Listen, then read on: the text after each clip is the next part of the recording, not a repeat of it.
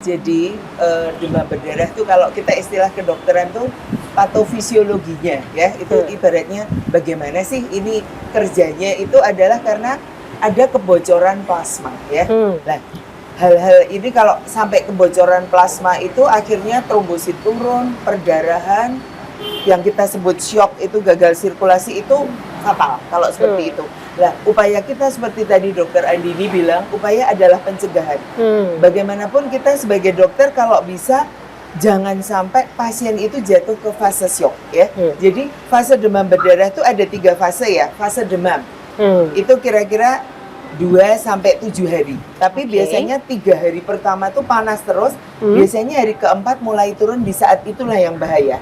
Ini fase demam. Kemudian ada yang kita sebut fase syok, fase kritis. Itu sebenarnya hanya terjadi kira-kira 48-72 jam. Makanya itu kita sebagai dokter tuh benar-benar harus bisa benar. Nah, biasanya itu anamnesa itu penting banget ya. Kadang-kala tuh banyak pasien dirawat oleh pengasuh. Jadi orang tua aja nggak tahu persis ini panasnya kapan. Itu buat kami sebagai dokter agak sulit ya. Karena saya harus tahu persis loh ini kapan panasnya.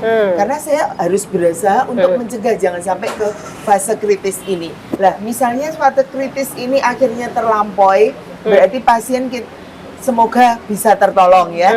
Masuk ke fase recovery. Di fase recovery atau pemulihan pun ini kita juga masih mungkin terjadi komplikasi. Contohnya, misalnya kita tidak hati-hati dengan pemberian cairan, overload, bisa malah anaknya tambah sesek, problem paru ya, ada yang kita sebut efusi pleura itu ada perembesan ke selaput paru atau ada udem pulmo, terlalu banyak. Jadi di fase pemulihan tapi malah pasien tidak tertolong. Tapi ada lagi juga bisa terjadi yang kita sebut encefalopati dengue tuh, pasien sampai kejang, tidak sadar.